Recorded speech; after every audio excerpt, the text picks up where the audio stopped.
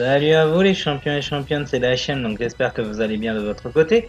On se retrouve pour la vidéo avis sur Alina Cell.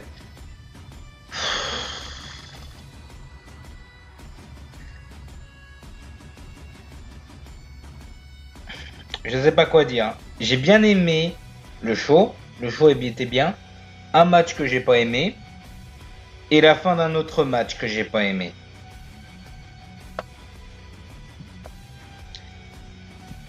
Honnêtement, c'était un bon show dans l'ensemble. Je tiens à vous le dire, c'était un bon show dans l'ensemble. Mais il y a le main event a une fin à la con. Il a vraiment une fin à la con et j'ai pas aimé du tout. Alors, du coup, il y a eu un match de kick-off annoncé, du coup, durant le pay-per-view. C'était un match Natalia, accompagnée de Tamina contre Mandy Rose, accompagnée de Dana Brooke. Donc, c'est Natalia qui a remporté le match. Donc, on continue un petit peu l'histoire de Dana Brooke et Mandy Rose qui sont intéressés par les titres par équipe féminine. Honnêtement, j'ai pas regardé le pre-show, c'est un match qui m'intéressait pas des masses. Donc, 9 minutes 45, donc victoire de Natalia. On enchaîne. Le premier match, alors je m'attendais à ce qu'ils se mettent, je m'attendais à ça, qu'ils mettent le premier Lina Cell, le dernier Lina Cell dans l'opener et dans le main event. Alors, le match a duré 19 minutes 45, donc c'est le deuxième match le plus long de la soirée. C'était pour le titre de féminin de SmackDown, donc Bianca Belair contre Bayley. Alors déjà, je vais vous dire à peu près tout ce que j'ai dit. Donc on a eu une chaise, escalier, kendo stick, table. Je regarde s'il y a d'autres. Et l'échelle. Table, je suis pas sûr. Non, table, je crois pas qu'il y en a eu à l'opener. J'ai peut-être pas vu une table, mais il y a eu escalier, chaise, kendo et échelle. Alors Bayley a première utilisé une chaise, donc juste avant il n'y avait pas grand chose. Bianca utilise ses cheveux pour attaquer la chaise à travers Bayley. En gros, elle tente de frapper Bayley, mais Bayley se protège avec la chaise. Donc, Bayley balance Bianca. Elle a l'avantage. Bayley qui ramène l'escalier, mais se fait avoir par Bianca, mais elle revient vite. Elle attache les cheveux de Bianca sur la corde. Elle a fait que ça, Bayley. Elle s'intéressait beaucoup aux cheveux de Bianca Belair. Bianca a voulu balancer l'escalier sur Bayley, mais elle a esquivé. Et ah oui. Là, ça, franchement, c'est une sauvage, Bayley. Elle a, en gros, Bianca était en train d'écraser le village de Bayley sur la grille de la cage, sur le grillage de la cage, et simplement, elle a mordu Bianca Belair pour s'en sortir. Ensuite, elle attaque avec un kendo, elle enchaîne, elle attaque avec un kendo. Ah oui, Bayley avait attaché deux doubles kendo. Je sais pas pourquoi elle avait attaché un double kendo en fait entre eux. Et juste avant qu'elle puisse l'utiliser, c'est Bianca qui chope Bayley, qui fait un powerbomb sur Bayley sur le double kendo. J'espère que je suis clair. Ensuite, on a eu un joli combo, on a eu un spam buster sur les kendo. Bah voilà, c'est ça. Elle a fait un spine buster, elle a pas fait un powerbomb, mais elle a fait un spine buster sur le kendo. Elle a ramené Bayley. Ah oui, elle attaque avec la chaise. Bayley joue beaucoup avec les cheveux, donc ça je vous l'avais dit. Ah oui, elle avait attaché en fait les cheveux de Bianca Belair sur la chaise. Mais Bianca va riposter contre Bayley avec la chaise. Ah oui, aussi, juste après, du coup, c'est Bianca Belair qui a attaché la main de Bayley avec ses cheveux. Donc on peut tout faire avec les cheveux de Bianca Belair hein, durant les matchs. Hein. Elle l'enchaîne, Bayley veut se barrer. Ah oui, à un moment, Bayley, elle est en dehors du ring, elle voit la cage, elle demande à l'arbitre, ouvre-moi s'il te plaît, je veux me barrer, j'en ai marre. J'ai compris ça comme ça, franchement, mais meuf, t'es dans un Hell in a Cell, tu peux pas te barrer. Si ça aurait été un steel cage, tu pourrais te barrer. Mais là, non. Bayley qui a sorti une échelle pour bien nous rappeler, je sais pas si c'est par rapport à ça, mais elle a sorti une échelle pour bien nous rappeler que ça allait être.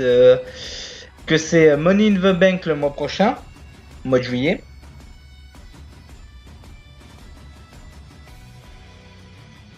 Bailey écrase Bianca avec l'échelle. Ah oui, elle a fait son finisher. Oui, parce qu'à un moment, en gros, faut que je vous explique. Bailey a voulu faire un coup de genou à Bianca Belair, sauf que Bianca Belair a contré en plaçant une chaise. Donc du coup, Bailey s'est pris le genou sur la chaise directement. Donc elle a fait son finisher sur l'échelle sur Bianca Belair, mais elle n'a pas fait le tomber tout de suite dû à son genou qui la faisait souffrir. Et ça ne passe pas. Donc Bianca arrive, elle fait son glam slam sur le coin du ring. Elle enchaîne avec un swanton sur l'échelle où il y a Bailey. Et pour finir, elle a fait son finisher sur Bailey et sur l'échelle. Donc victoire de Bianca Belair. Franchement, le match était très bon. Sacré opener. On a eu un sacré opener. Juste après, on a eu une petite interview de Bianca Belair en disant oui, j'ai quand même réussi à battre Bailey, mais elle m'a quand même bien dégommé le cul. Donc voilà, elle m'a bien botté le cul. Ensuite, le deuxième match du pré-show, c'était du show, c'était Seth Rollins contre Cesaro. Le match a duré 16 minutes 15, donc très très bon match. Alors j'ai pas grand chose à dire dessus parce qu'il n'y a pas eu grand chose. Le match était bon, hein, le match était très bon. De Cesaro qui domine le début, il a pris l'avantage. Ah oui, faut que je vous parle de ça. C'est pas vraiment un spot mais d'un petit événement. Cesaro qui a enlevé le gant de Seth Rollins, donc je me suis tout demandé pourquoi il avait un gant depuis qu'il est heal. Il enlève le gant de Seth Rollins et il le balance en donnant un coup de pied comme une balle de foot. Donc je sais pas si c'est un petit hommage parce que Cesaro adore le foot. Je sais pas si c'est un petit hommage à l'euro. Cesaro qui a fait son swing, il enchaîne avec un sharpshooter puis un crossface. Rollins qui arrive à revenir et Cesaro voulait refaire un sharpshooter mais Rollins le contre en paquet et 1, 2, 3. Il arrive à gagner par surprise. Et donc bon match entre les deux, je sens que cette histoire n'est pas terminée. Alors là on va parler du match qui m'a déçu. Le match a duré 7 minutes. Shayna Baszler contre Alexa Bliss. De toute façon, je savais que ce match-là allait pas me plaire. Pourtant, j'adore tout ce qui est paranormal, mais là, ça va pas. Ah oui, faut que je vous parle de ça. Juste avant l'entrée de Shayna, Régide a demandé à faire un bisou sur la main. En plus, il a parlé en français vu qu'il est québécois. Il a travaillé au Cirque du Soleil. Le Cirque du Soleil québécois.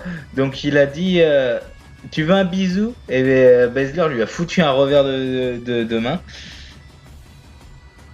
Ah oui, pendant le match, Reggie intervenu directement pour empêcher que Alexa Bliss hypnotise Shayna Baszler. Mais Bliss arrive à prendre l'avantage. Shayna tente de dominer, elle domine un tout petit peu le match. Elle arrive à hypnotiser quasiment tout le monde pendant quelques secondes. Et à la fin du match, il y a Nia Jax et Alexa Bliss qui se regardent. Alexa Bliss fait le mouvement et Nia Jax fait... En gros, elle est contrôlée comme une marionnette, Nia Jax. Reggie il dit hop hop Naya réveille-toi, wake up, paf, elle lui fout une grosse star dans la gueule.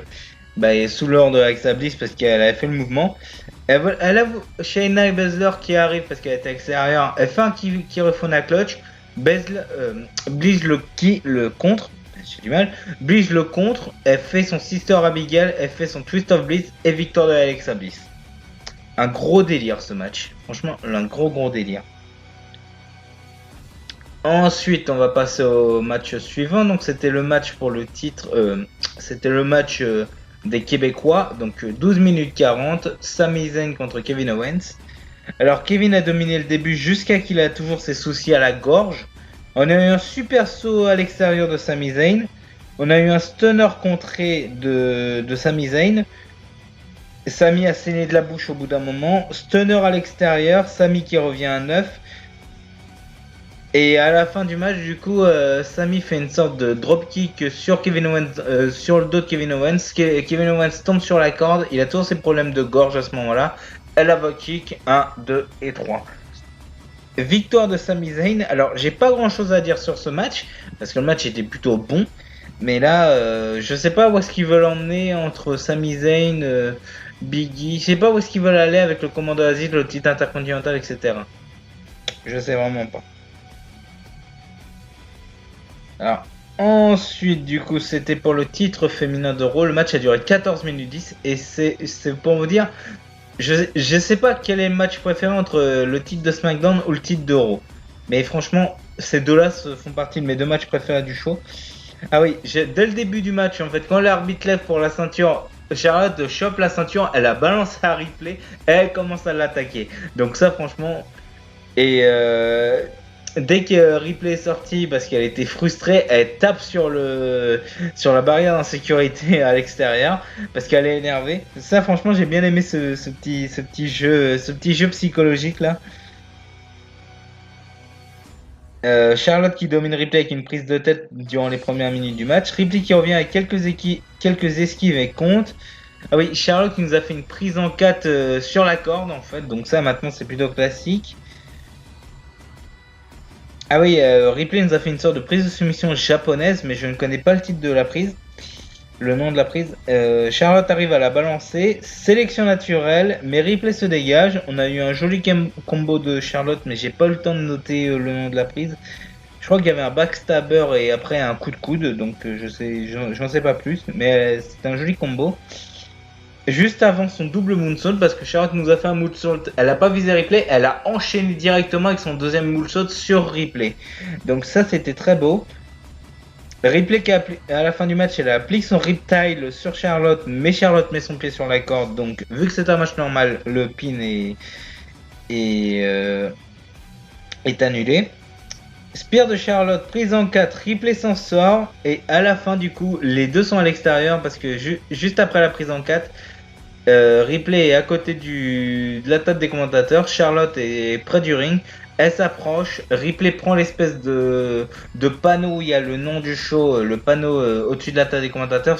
Elle la balance sur Charlotte. Disqualification. J'ai mis, à mon avis, cette histoire va se terminer à SummerSlam parce que même après la disqualification, ils se sont défoncés la gueule. Donc je pense que cette histoire va se terminer à SummerSlam. Et ça, je le savais. Et du coup, le main event. Le main event. Donc c'était Drew McIntyre contre Bobby Lashley accompagné de MVP. Donc c'était Last Chance Hell in a Cell pour le W. Donc tant que Bobby Lashley a le titre, McIntyre n'aura plus de chance pour le titre WWE. Alors, on a eu escalier, kendo, table, chaise et pas d'échelle. Alors, Drew domine le match, escalier, kendo en arme, maintenant une table. Lashley utilise la canne de MVP, donc on a eu ça aussi. Drew, il a dominé quasiment 85% du match. Hein. Il nous a fait un Cheb, il nous a fait un Alabama Slam sur la chaise. On a eu un Hurtlock, donc porté mais vite contré. Drew a tout tenté. Il se servait de l'escalier. En gros, Drew commençait à utiliser l'escalier, mais Bobby Lashley, il a poussé Drew sur la cage. Donc, et en gros, il y avait l'escalier, l'air cage derrière et la tête de McIntyre au milieu. Il a poussé 3 fois McIntyre. Et après, il a emprisonné Drew avec un kendo stick du genre à la Braveheart, donc il est bloqué et tout. Et il l'a tabassé à ce moment-là, mais ça n'a pas marché. Oui, Drew a assommé l'arbitre avec la chaise sans faire exprès suite à une petite poussée de Bobby Lashley. Future Shock DDT, mais ça ne marche pas. Lashley revient avec un lock, mais Drew arrive à faire son Claymore Kick. MVP qui intervient en dégageant l'arbitre du compte. Drew va défoncer MVP. Lashley revient avec son Hurtlock, mais Drew arrive à contrer en l'envoyant sur la table qui était à l'extérieur. Drew qui rate son Claymore, Lashley l'envoie sur une table avec un chokeslam. Du coup, ça ne suffit pas. Drew qui arrive à placer un Future Shock, il tente son Claymore, MVP lui tient la jambe et Bobby Lashley le bat avec un petit paquet. Alors avoir un sacré bon match avec une fin pareille, ça m'a dégoûté. J'aurais voulu qu'à la limite, il fait le Spears dans le coin. Drew est complètement KO avec le coin. Et Bobby Lashley gagne clean, mais là, non, il a gagné clean en grugeant. Donc non, ça passe pas. Il n'y a pas de disqualification, je sais, mais il a le droit d'intervenir MVP, mais là, franchement, non, ça me plaît pas du tout. Donc super match, mais fin à la con. Honnêtement, la fin du match, j'ai pas du tout aimé. Bon bah écoutez les champions et championnes, c'est la fin de cette vidéo avis. Donc j'espère que cette vidéo vous a plu. On se retrouvera très vite pour de prochains pay-per-view. Donc prochain pay-per-view, ça sera le 18 juillet, ça sera Money in the Bank. On se retrouvera très vite pour les prochaines vidéos aussi. Sur ce, prenez soin de vous les champions et championnes et à la prochaine. Salut à tous!